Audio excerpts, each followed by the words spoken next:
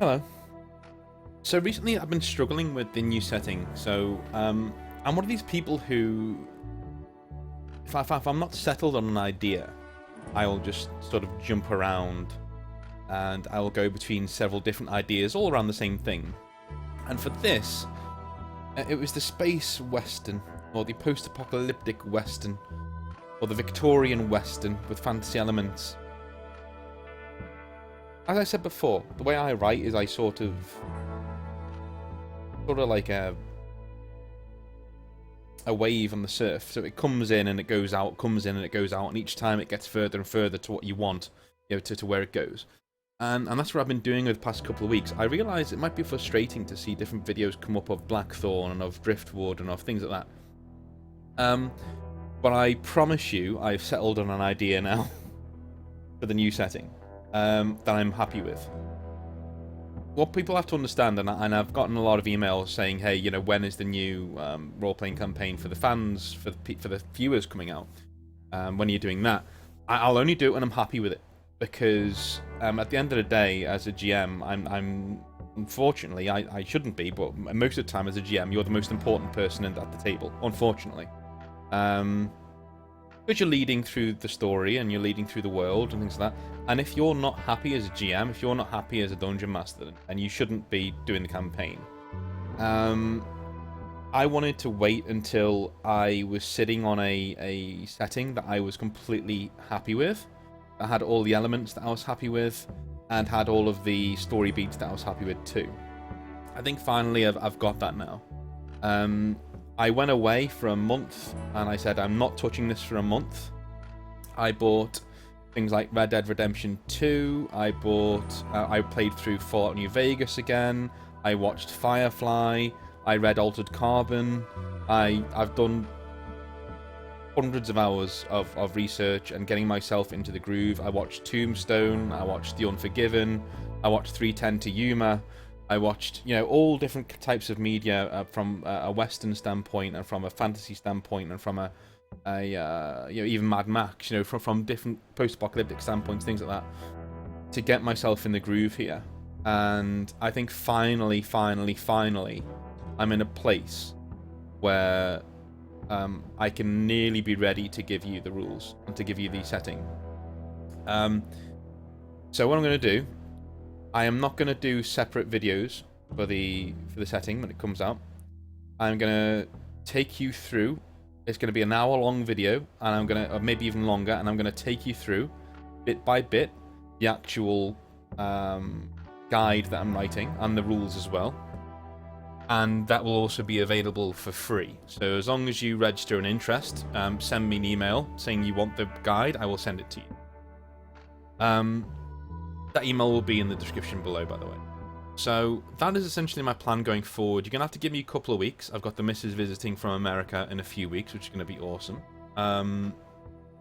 Give me a few weeks to get this written up. I'm already halfway through it. But I just thought I'd give you a little bit of a preview right now of how things are going to work out going forward in the setting and stuff. So, in terms of the setting, it is a post-apocalyptic Western sci-fi amalgamation.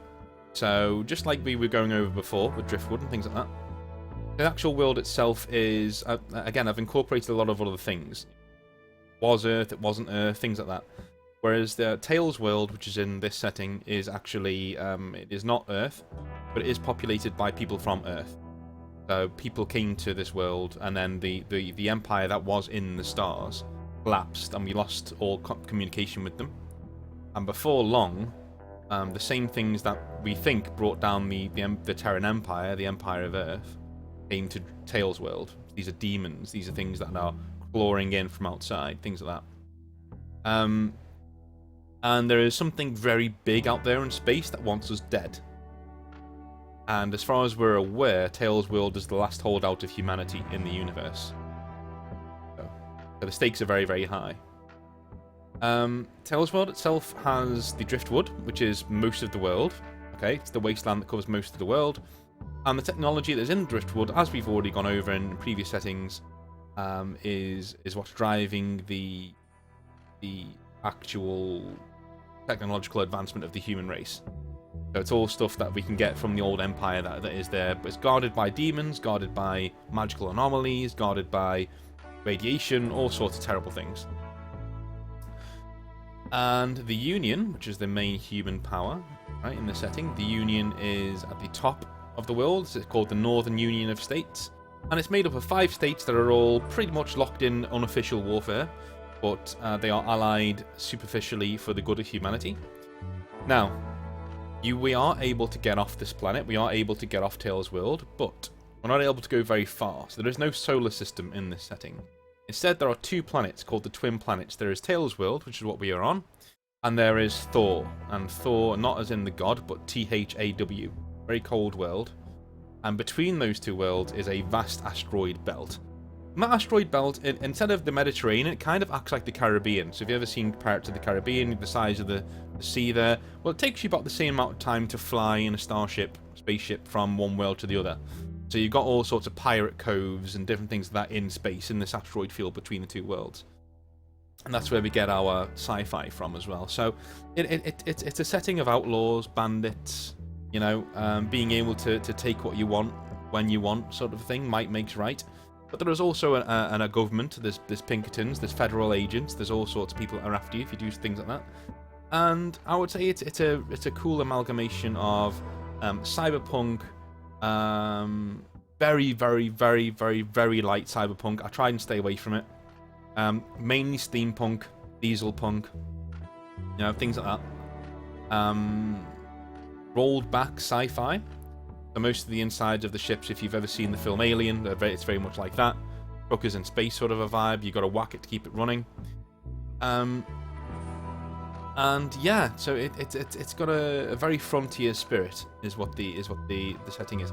The setting is actually called, and we've settled on a name, called Leviathan in the Dark.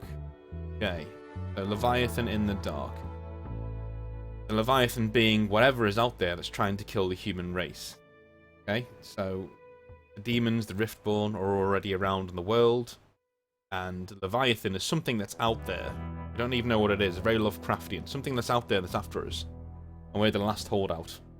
We don't really understand things like magic. We don't really understand things like technology, but we're trying.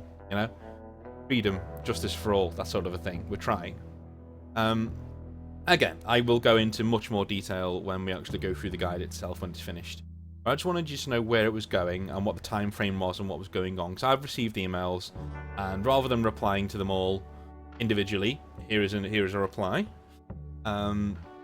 If you like the idea of running and gunning in space, if you like the idea of having a big iron revolver at your side and things like that, and being able to solve problems with your wits and with bullets, then this is the setting for you. If you like wizards and things and wizards are wielding machine guns with ethereal fire coming out the end of them, this is also a setting for you. If you like Red Dead Redemption and thought, hey, you know, this would be really cool if I could sort of cast spells here, if I could, like, you know, have more of a say in what my character does and says, this is for you. Okay, so. And of course, if you liked Firefly at all, this is also for you. So, one thing I really wanted to talk about before I finish here is the concept of luck in this setting. So, armor in this setting, don't be thinking that you can wear armor and that it will save you from harm. It won't. What armor does do in this setting is it gives you a cool rating. And the cooler you look, the more Lady Luck will be on your side. Lady Luck in the setting is an ethereal force. She is an actual goddess. No one knows whether she actually exists or not, but people certainly believe in her. Because in this setting, in Tales' world, luck is very weird. It does strange things. And so, if you've ever seen things like, if you've ever seen Shanghai Noon, at the very end where Roy's got 1 bullet left and there's a guy, an amazing gunslinger there with like 2 revolvers full of bullets, and Roy's really terrible at firing a gun, and he runs out there with 1 bullet, and the guy who's firing at him misses all of his shots, and Roy shoots once without even looking and hits him in the chest and kills him. Right? That happens all the time in Tales' world. It happens all the time. And so people come to respect Lady Luck. They come to respect, a matriarchal presence who keeps them safe. You know, and make sure that the guy, basically, if you try something cool on Tales World, invariably a lot of the time it comes off, right? Because luck will go in your favor. The more you try and do weird, cool things. Don't get me wrong, sometimes you'll just die, because, again, that's what luck does. Sometimes it doesn't go in your favor. But more times than often, more often than not, if you try something really cool, it'll come off. And this is the one thing where role-playing games that always winds me up, is that how do you get this realism in there? Well, what if you make what's happening in your role-playing game normal for the world? Right? So in Tales World, it's actually normal to roll a 1 on a d20. Right? Or it's actually normal to say, I'm gonna, you know, it really winds me up when I'm playing things like Scorched Earth, for instance. You know, the Sellsword campaign, when someone's diving out of a window towards a dragon, I'm like, well, that guy's dead. Rolls a natural 20. Okay, well, I guess he's not. You know, because the dice say he's not. He does something really cool, but I know that in that setting that I wrote, that wouldn't happen. Like, he'd be dead, you know. But in this setting, there's an accounting for that luck. There's a reason why he jumps out of a window at the dragon and does something really cool, and it comes off and he doesn't die. Because Lady Luck, right? It's an actual thing in this setting. So if you think in the Old West, all these tales in the real world of the Old West, where lucky things happened, amazing coincidences happened, well, times that by 10 in terms of occurrences, and stick it in Tales World, and that's the kind of luck that we're talking about here. So I would say that's one of the main things I'm excited for, is the fact that it marries in the fact that the dice can be random sometimes, and you know, it's going to be a D6 favoured system called the 6-gauge system. Can't wait to show it to you. It's going to be super cool. It should be out. I'm going to set a date. Okay. Very careful here. I'm going to set a date of the 30th of July. No. That's the Thursday. The 31st of July. This will be out. It will be done. And you will have it for free if you want it. And if you wish to play in the campaign, you can also play in the campaign. Alright? So it'll be free then. And there will be one big ass video at that date for you to watch. You won't need to wait for separate videos coming out. It'll all be in one video, no matter how long it takes. It will be time-stamped. And you'll be able to read along with the guide that you have in your hands, completely free. Please don't copy it. I'm trusting you not to copy my work and give it to anyone else. I'm trusting you not to copy my work without my permission and use it for your own rules. It takes me a long time to write this stuff. And if you wish to pay anything for it, I will be very, very, very grateful for being paid for my time. That would be amazing. I do have a Patreon, so go ahead and give to that Patreon if you wish. And yeah, I can't wait to show it to you. So cheers, thank you very much, guys, and I'll speak to you next time.